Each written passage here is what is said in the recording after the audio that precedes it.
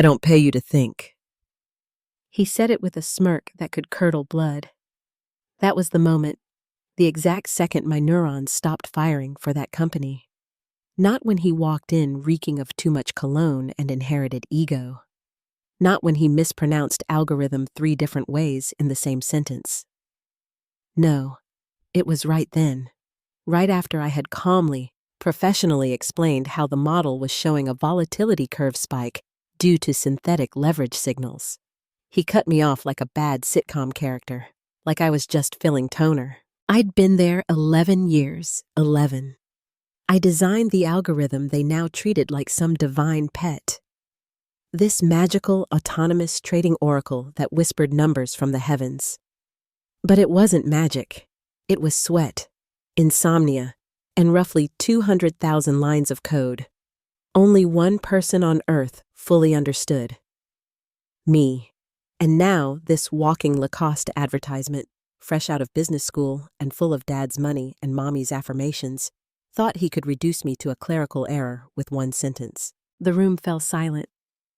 I felt every eyeball pivot, not toward him, but toward me, waiting. What would she say? Would she cry? Scream? Throw a soy latte? Nope. I just closed my laptop quietly, like I was shutting a coffin. And folks, if you're still here reading this, do me a quick solid. Smash that subscribe button like it just told you not to think. I'm clawing my way to my first 10,000 subs, and every single one counts, like a well-timed short position during an earnings miss. Appreciate you. Anyway, back to the circus. His name was Brad. Of course, it was Brad. If you want to get biblical about it, he was the founder's son. His dad founded the firm in '87 during the cocaine boom and built it into a Shark Tank with better suits. We weren't Goldman, but we were close enough to smell their breath. Brad had been shadowing upper management for 3 weeks before they announced the strategic legacy transition. That's rich people code for daddy, gave the idiot the castle keys and told the knights to play nice. He strutted into that Monday morning all-hands meeting in suede loafers with no socks, like he was about to DJ a Hamptons wedding. He tossed out some buzzwords: synergy, digital velocity, investor captivation, like handfuls of stale popcorn. Then he pointed at my slide deck mid-presentation like it had personally offended him. "You're overcomplicating things," he said. "This algorithm, whatever it is, it works. So stop trying to tweak it. I don't pay you to think." My breath caught in my throat like a rusty nail. It wasn't just the insult. It was how casually he delivered it, like a reflex. Like this was just another Tuesday in the kingdom of entitlement. I looked at him, really looked. He was 27, maybe, hair like a Hallmark movie extra, teeth too white. And behind the bravado, I saw nothing, just a hollow boy playing with sharp tools. I nodded, not to agree, not to surrender, but to mark it, like a sniper spotting wind direction before the shot. By 2 p.m., my resignation was typed, printed, and folded inside an envelope with my ID badge. No drama, no speech, just the quiet click of a door closing. And Brad, he didn't even look up. Just fist bumped another VP and laughed. "Guess she couldn't handle the heat, huh?" Heat. Let's see how he handles the fire. I didn't even bother using company letterhead. Just 2 sentences on plain white paper. Effective immediately, I resigned from my position as senior data strategist. My ID badge and laptop are enclosed. No thank you for the opportunity. No best of luck in your future endeavors. I wasn't polishing a tombstone. I was walking away from a train I knew was already on fire. HR was so checked out they didn't even ask for an exit interview. The woman behind the plexiglass barrier glanced at the envelope like I'd just handed her a grocery receipt, stamped something, clicked save on her screen, and said, "Okay, thanks." That was it. 11 years, 7 system overhauls, 5 product launches, and the algorithm that became the firm's golden goose. All condensed to an Excel row and a box of unused sick days. When I left the office, the air felt different, lighter, like the second after you let go of a grudge and your stomach untwists. Upstairs, Brad was reportedly making jokes. "Guess she realized she was out of her depth," he told the team, smirking like he just flushed a spider down the drain. Out of my depth? The only depth he understands is the shallow end of his trust fund. But I didn't retaliate. I didn't torch the servers or overwrite the trading model. That's not how I play. Instead, I went home, poured a neat bourbon, and opened my encrypted cloud archive. There it was, failover manual v3 final docs. A harmless-sounding file, benign to the untrained eye. But inside were my safeguards, hand-tuned thresholds, adaptive corrections that made the algorithm look more stable than it actually was. Not fraud, not even deception, just my invisible hand on the wheel, gently nudging the beast when it drifted off course. The firm thought it was self-regulating, autonomous, plug-and-play genius. Brad had called it that in one of his deck pitches. But it wasn't. It was me. I was the brakes, the seatbelt, the hands pulling it back from the edge when the data got noisy. And now I hit delete. I watched the file vanish from the backup like a ghost exiting a photograph. No trace, no redundancy, no warning lights. The algorithm still worked, technically, but like a car coasting with no brakes. Sure, it rolls until it doesn't. I shut the laptop and stared at the ceiling for a long while. I wasn't angry anymore. That would have been too easy. No, this was deeper. Something colder. A silent contract I'd made with the universe. I will not scream. I will not beg. I will let gravity do its thing. Let Brad brag about gains and dashboards. Let HR file my exit like I never mattered. Let them all pretend the machine didn't need me. Time would correct the record, and I wouldn't have to lift a single finger. They put the algorithm on a pedestal like it was some divine relic. The Oracle of 8th Avenue. Glossy PDFs went out to investors with words like AI-powered precision and autonomous market foresight. Brad even gave it a name. Vantage. Not a model, not a system, a brand with a logo. Swear to God, they slapped it on mugs and tote bags. In the investor webinar, he called it a breakthrough in predictive market intelligence that allows us to outmaneuver volatility in real time. He even threw in the word proprietary. That was rich. And the worst part? The damn thing still worked for a little while. See, the core architecture was elegant. My architecture could survive a week or two without my course corrections, maybe even a month if the market stayed calm. But Brad, in all his wisdom, thought calm meant boring. He started pushing risk multipliers higher, bragging that the old team had been too conservative. He disabled the minor volatility throttles I'd embedded, called them legacy safeguards. Then he cut the latency buffer between signal generation and execution. Just shaved it right off. Why wait 5 seconds to confirm a data spike when you can YOLO into synthetic futures at $4 billion a click? I saw it happening from afar. Little ripples first. One ETF portfolio underweighted a major holding on a day it posted record earnings. A leveraged crypto fund dumped positions at 3:14 a.m. for no apparent reason. At first, I thought maybe they'd hired someone to maintain it. Maybe someone was trying to manually tweak around the anomalies. But then the text came. It was from Chloe, one of the junior quants I used to mentor. Smart kid, too loyal. Hey, was this supposed to happen? Attached, screenshot, Vantage trade log. I opened it, and for a second, I couldn't breathe. It had flagged a reversal signal on a major defense stock during a live Pentagon press briefing about increased overseas contracts. The signal made no sense. Wasn't just wrong, it was inverse. Vantage had shorted it and doubled down on the short position 30 minutes later. I looked closer. It wasn't a glitch. It was a pattern. The algorithm had started reinforcing bad predictions. Echo chamber logic. The kind that only happens when feedback loops aren't dampened. The kind I'd warned them about oh right, the documentation Brad deleted on day 1. I didn't text Chloe back. What could I say? Don't worry, kid. Plane's flying itself into a mountain. Instead, I just stared at the screenshot.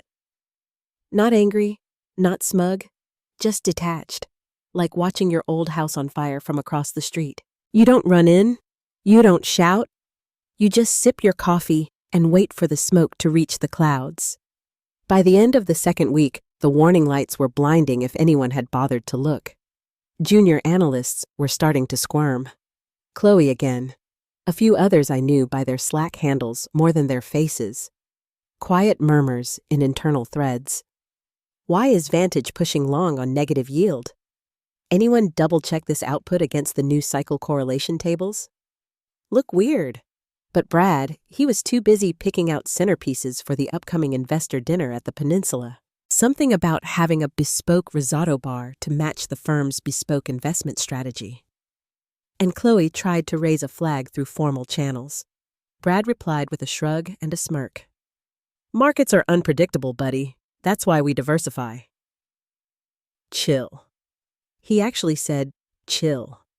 Like he was talking to a Twitch stream chat, not someone trying to prevent a catastrophic exposure spiral. Compliance did start to hover internally.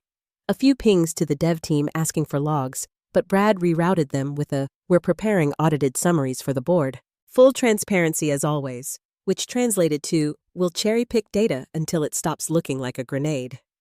From my end, I watched in silence. From the clean, calm office of my new firm, where people actually said please and thank you and read documentation, I watched the structure rot. And I'll admit, vengeance had a scent.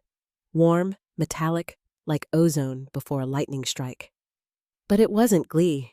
Not really. It was quieter than that. Sadder. Most of those kids still at the firm, they weren't evil, just underpaid, overstressed, and surviving under a golden god with too many gelled opinions. They were good people, right? Trying to keep their heads above water in a pool filled by a trust fund. That's why it almost hurt when I did what I did next. See, I'd built a tiny alert system, a ghost of a script. Not malicious, nothing destructive, just a silent watchdog ping, a sandbox server I still had tucked away under a personal dev account. It wasn't hooked to anything operational. It didn't feed trades. It just watched for a while. It stayed quiet until now. Ping. Timestamp U3:42 AM EST. Alert. Model divergence level 3. Signal variance 12.7%. Confidence integrity breach. That wasn't a red flag. That was a flare gun in a fireworks factory. I opened the script window, watched it spit out line after line of incompatible predictions, recursive errors, asset allocations that made no mathematical sense. Then quietly, I killed it, shut it down like an old friend on life support. It was never meant to run this long, anyway. I closed the terminal, took a breath, looked out the window of my new office, 10 blocks north and 30 floors higher. The skyline hadn't changed, but I had. Somewhere below, Brad was probably smoothing his tie in a bathroom mirror, practicing how to pronounce fiduciary before tomorrow's dinner with investors. And back at my old firm, the algorithm was still moving. Alive, but miswired. Fast, but blind. And no one left to stop it. It started with a bang, not a whisper. Monday morning, 9:17 a.m. Eastern. Vantage initiated a high-leverage short on a semiconductor giant moments before they announced a surprise multi-billion-dollar military contract. Boom! The stock launched upward like a SpaceX rocket. Vantage's position vaporized. Nearly $9.3 million gone in less than 7 minutes. And because the algorithm had been optimized by Brad's sausage fingers to react faster and trust itself more. No latency buffers, no moderation. It did exactly what any unsupervised child in a candy store does. It doubled down. Rather than recognizing the mistake, it read the spike as anomaly noise and amplified the short position by another 40%. Losses compounded. Automated trading desks, still hardwired to trust Vantage logic like gospel, followed suit. Within the hour, they were down over $21 million. The traders started panicking. Phones lit up. Monitors blared red. Chloe told me later someone actually threw up into their desk trash can. And Brad, he emerged from the executive lounge in a linen blazer and sunglasses, like a reality show divorce, tried to blame Chloe, tried to blame the devs, tried to say someone must have miscalibrated the signal dampeners, which would have been adorable if it weren't tragic, because he was the one who disabled the throttles. He was the one who said the model's fine, just needs bigger cojones. Now his cojones were splattered across a Bloomberg ticker. In desperation, he called in external consultants, some fintech mercenaries in Patagonia vests, who charged $1,200 an hour to look at log files and say things like, "Yeah, this is not good." Meanwhile, across town, I was curled up on my balcony with a glass of cava, watching the collapse in real time on a second-hand iPad. I didn't cheer, didn't gloat, just sipped. Vindication doesn't need volume. It tastes best when served still and dry. Then I opened a new tab, logged into an encrypted Proton Mail account I hadn't used in over a year, typed in an address. No subject, no greeting, just a single link, a public-facing investor brief Brad had given last quarter. The one where he claimed Vantage required no active supervision or manual intervention. I hit send, closed the laptop. Let the regulators start connecting dots. Time to see what happens when hubris gets margin called. The headline hit like a wrecking ball through the glass and steel smugness of their Manhattan office. Exclusive, Vantage trading model triggers 140 hours loss in Q2 catastrophe. Bloomberg had it first, then CNBC, then every finance bro with a podcast who ever pronounced liquidity like it owed them rent. Within hours, investor group chats turned into digital stampedes. Fund managers yanked capital faster than the firm could issue statements. Even the Swiss clients, usually the last to flinch, started clawing back exposure. By midweek, they were bleeding out in real time. Redemption requests stacking up, liquidity cushions evaporating, risk parity gone, and Brad nowhere. Rumor was he locked himself in the executive lounge with 2 Red Bulls and a junior compliance officer who hadn't stopped crying since Monday. By Thursday, Daddy Dwight was back, still in beach flip-flops, sunburnt, with a look on his face like someone had farted on his legacy. The old man burst into the war room mid-call with the consultants and screamed something about brand equity and destroying the Dwight name. Too late. This wasn't a PR problem. It was a damn math problem they didn't know how to solve without the person they underpaid to solve it. That night my phone buzzed. Private number. I let it ring once, twice, then answered.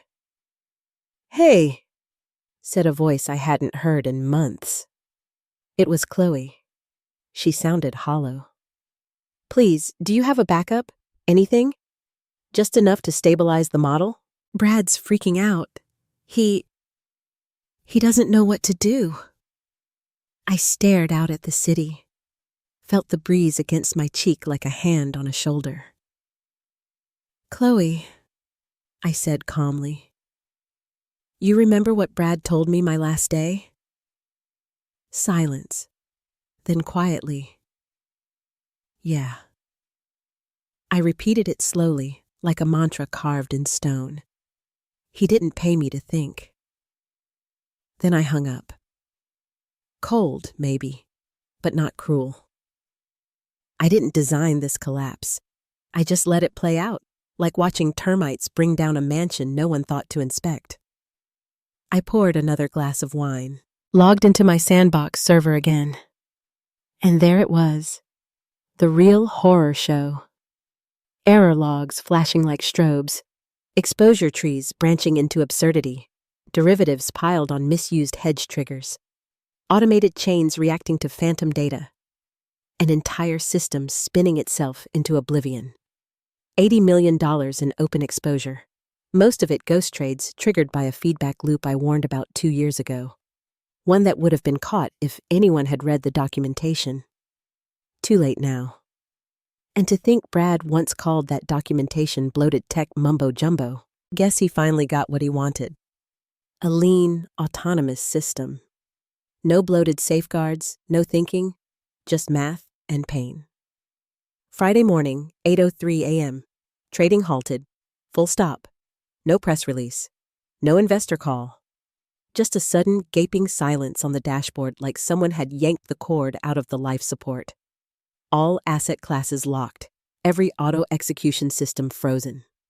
Manual overrides only, which was adorable considering no one left in the building knew how to manually override anything. Phones rang like fire alarms. Analysts pacing in circles.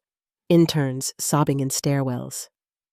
Someone tried to run a hot fix through an old backup, only to realize the logs were corrupted from weeks of recursive loops. Then came the email. Emergency board assembly. Mandatory attendance. 8:45 sharp. Brad showed up late, tie crooked, eyes like saucers in a haunted mansion. He stood at the head of the glass-walled conference room, voice cracking like a radio signal in a thunderstorm. Tried to peddle the same brand of BS that had gotten him there. "It's not the algorithm," he said. "It's legacy code, a dormant bug, probably from the original design before I streamlined things." He gestured at a whiteboard with jittery hands. "See these failovers? They were baked in years ago. There's a reason we removed them. It's a philosophical architecture question more than anything else. But the room wasn't buying it because the logs don't lie." Someone, 3 someones actually, had already compiled a changelog report and matched every key vulnerability to his credentials. Time-stamped, IP traced, authenticated. Every throttle he bypassed, every error handler he removed, every optimization that turned Vantage from a race car into a missile aimed straight at the firm's skull. Then the founder, Dwidasar, stood up. 63 years old, built this firm from a cigar box and a dream. A man who once told reporters he'd rather eat glass than sell out to amateurs. And there he was now, sweating through his shirt, hair disheveled, red in the face, and shaking. He didn't yell right away. That would have been too easy. "No." First he looked at Brad, long, hard, like trying to recognize someone in a car crash. Then he snapped. "You killed it!" He screamed, voice cracking, spit flying, fists pounding the glass table so hard someone flinched and dropped their tablet.